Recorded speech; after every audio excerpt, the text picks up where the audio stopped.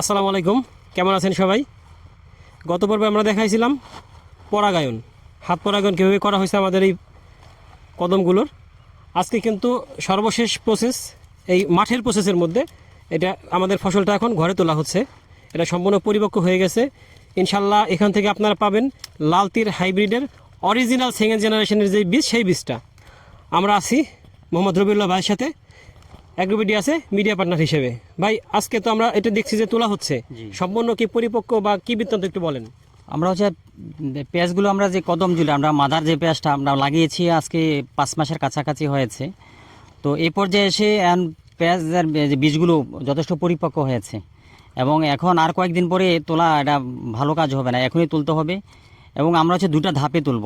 এখন হচ্ছে প্রথম ধাপে যেগুলো বেশি পরিপক্ক এবং ভালো পরিপক্ক হয়ে গেছে সেটা তুলব, এবং পরবর্তীতে একেবারে শেষবার যেটা কিছু বাকি থাকবে সেটা হচ্ছে পুরোপুরি মেচুর হবে, তখন তুলব। দুটা ধাপে তুললে কি হবে, পুরো বীজটাই পরিপক্ক হবে এবং ভালো হবে, জার্মিনেশনও ভালো আসবে এবং ওজনও ভালো আসবে এবং সংরক্ষণশীলতাও আমরা ভালো কিছু পাবো রেজাল্ট।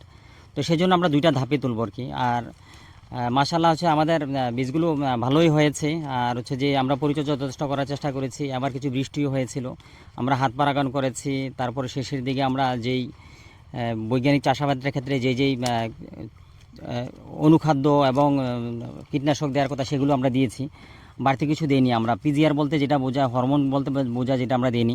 আমরা হচ্ছে যে বায়োস্টিমুল্যান্ট জাতীয় কিছু খাবার দিয়েছি, যেগুলো আসলে বৈজ্ঞানিক সম্মত এবং হচ্ছে একটু খরচ আছে এবং একটু ব্যয়বহুল। তারপর আমরা যেহেতু এটা একটা অন্যরকম চাষাবাদ, সেখানে আসলে অনেকগুলো প্রযুক্তি থাকে। আর এটা একটা হচ্ছে যে উচ্চ দামের একটা ফসল, সেই জন্যই আমরা সেভাবে চাষাবাদটা আমরা করার চেষ্টা করেছি আর কি। তো সেই দৃষ্টিকোণ থেকেই আমরা আশা করি যে আমরা আমাদের ফলনও ভালো হবে। আর আমরা হচ্ছে যে আমাদের কদমগুলো আমরা এখানে কদমগুলো আমরা যেটুকু দেখি যে এই যে চমৎকার আমাদের জার্মিনেশনও ভালো হয়েছে। এই যে এটাকে আমরা কেউ কদম বলি, কেউ আমরা হচ্ছে যে এটা আমপেল বলি। তো সাধারণত আসলে আমপেল বলতে ভালো লাগে, যেটা আমপেল একটা ছাতা। এই ছাতাটা দেখেন, আমরা জার্মিনেশনটা এখানে অনেক জার্মিনেশন আসবে। আর পাশাপাশি আমরা হাত পারাগন করেছি, আর শেষের দিকে যে আমরা অনুখাদ্যগুলো দিয়েছি, তো সেটা যথেষ্ট পরিপুষ্ট হয়েছে আর কি। তো আমাদের হচ্ছে যে প্রতিটা আমপেল এই টাইপের হয়েছে আর কি। তো আশা করি আমরা একটা ভালো ফলন পাবো। আর যারা বীজ নেবেন তারা আশা করি এই বীজের ক্ষেত্রেও আমরা যেভাবে করেছি, তো তারা আসলে বীজ উৎপাদনের ক্ষেত্রে ফসল উৎপাদনের ক্ষেত্রে তারা সহায়তা পাবেন, না ভালো ফল পাবেন, আমরা সেই প্রত্যাশা করি। প্রিয় দর্শক, যারা এই ভালো মানের হাইব্রিডের সেকেন্ড জেনারেশনের বীজটা নিতে চান, তারা আমাদের সাথে যোগাযোগ করতে পারেন। স্ক্রিনে এবং ডিসক্রিপশনে আমাদের নাম্বার দেওয়া থাকবে, রবিউল্লাহ ভাইয়ের নাম্বার দেওয়া থাকবে। ইনশাল্লাহ আপনারা সময় মতো পেয়ে যাবেন লাল তীর হাইব্রিডের অরিজিনাল সেকেন্ড জেনারেশনের পেঁয়াজ বীজ। আশা করি আপনারা আমাদেরকে বিশ্বাস রাখবেন এবং আমাদের উপর ভরসা রাখবেন, কারণ অ্যাগ্রিবিডি কখনোই আপনাদের সাথে প্রতারণা করবে না। যে জিনিসটা ভালো সেটাই আপনাদের সামনে নিয়ে আসবে। আর যেহেতু আমাদের দেশে বর্তমানে পেঁয়াজের একটা ট্রেন্ড চলতেছে, সবাই চায় যে পেঁয়াজ চাষ করার জন্য। আমরা দেখছি যেসব অঞ্চলে এবছর পেঁয়াজ চাষ হয় না, গত বছর হয় নাই, কিন্তু গত বছর লাস্ট ইয়ারে কিন্তু অনেক চাষ হয়েছে আমাদের বিভিন্ন জায়গায় দেশের।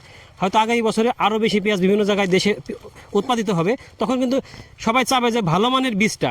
এখন ভালো মানের বীজ কিন্তু সব জায়গায় পাওয়া যায় না, কিছু অসাধু ব্যবসায়ী আছে তারা কিন্তু খারাপ মানের বীজটাকে ভালো মান বলে বিক্রি করে। এই লাল তীর হাইব্রিড বলে অনেক লোকাল বীজ চালায় দেয়, কিন্তু সেটা যদি নিশ্চিত করতে চান, তারা অবশ্যই ভালো একজন ব্যবসায়ী, ভালো সৎ লোক বা ভালো লোকের কাছ থেকে, ভালো প্রতিষ্ঠানের কাছ থেকে বীজ কিনতে হবে।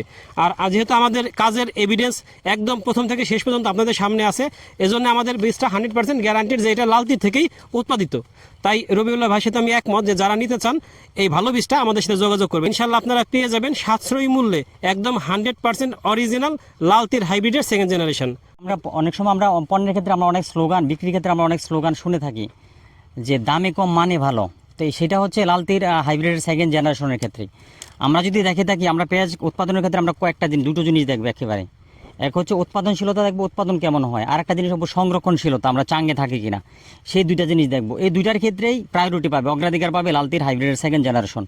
এটা চাঙ্গে থাকে, সংরক্ষণ করা যায় এবং হচ্ছে যে উৎপাদন যে বাজারে যেগুলো হাইব্রিডগুলো যেগুলো আছে এটার সাথে কম্পিটিশন করবে সেকেন্ড জেনারেশন। আর মূলত যে জেনুইন হাইব্রিড F1 যেটা ফিলাইল 1, এটা জীবনকাল 4 মাস। বাংলাদেশে যে আবহাওয়া যে পরিবর্তন হয়েছে, এখন কৃষকের 3 মাসেই মাঠে আপনার রবি ফসলের যে 3 মাসে পেঁয়াজের ক্ষেত্রে দিতে কৃষক পারতেছে না সেভাবে, এখন 4 মাসের ফসল করতে গেলে কৃষক ক্ষতিগ্রস্ত হবে। সেজন্য এটার 3 মাসের জীবনকালটা কৃষকের জন্য খুব ভালো হবে। আর পাশাপাশি এটার হচ্ছে কালার, চমৎকার একটা কালার, এবং এর যে সাইজ, রাউন্ড শেপের সাইজ, সব দিক দিয়ে একটা আসলে পেঁয়াজ করলে তো একটা ফসল দেখলে মানুষের একটা আগ্রহ জাগে, মায়া জাগে। লাল তিলের সেকেন্ড জেনারেশন যে পেঁয়াজটা, এটা দেখার পরও কৃষকেরও সেটা মায়া লাগবে।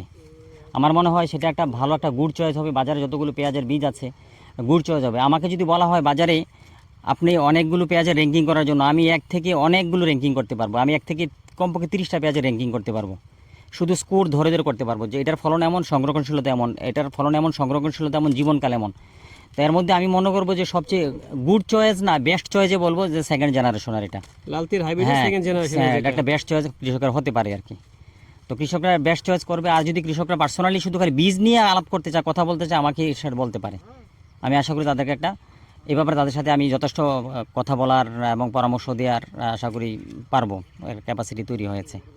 ধন্যবাদ ভাইকে। প্রিয় দর্শক, এই বিষয়টা আসলে যে কোনো কৃষক ভাই যদি নতুন হয়ে থাকেন বা পুরাতন কৃষক হয়ে থাকেন, যারা কিছু শেয়ার করতে চান আমাদের সাথে, আমাদেরও শেখার অনেক কিছু আছে, আপনাদের অভিজ্ঞতা আমাদের সাথে শেয়ার করতে পারেন। আমাদের নাম্বার থাকবে, রবিউল্লাহ ভাইয়ের নাম্বার থাকবে। আপনারা যদি কোনো পরামর্শ চান বা আমাদেরকে যদি কোনো পরামর্শ দিতে চান, আমরা সেটা সাধারণত গ্রহণ করবো, কারণ আমরা শিখতে চাই। যেহেতু আমরা এই লাইনে কাজ করা শুরু করছি, আমরা শিখতে চাই, শেখার শেষ নেই। কারণ অনেক অভিজ্ঞ কৃষক আছে যারা অনেক বছর ধরে এই চাষাবাদের সাথে জড়িত আছে, তারা আমাদের সাথে যোগাযোগ করবেন এবং আমাদের সাথে বিভিন্ন জিনিস শেয়ার করবে, আপনাদের অভিজ্ঞতা শেয়ার করবেন। দেখবেন অভিজ্ঞতা আপনারা শেয়ার করলে, আমরা শেয়ার করলে একটা ভালো রেজাল্ট আমাদের দেশের জন্য আসবে, আমাদের এই পেঁয়াজের জন্য আসবে, আমাদের কৃষির জন্য আসবে।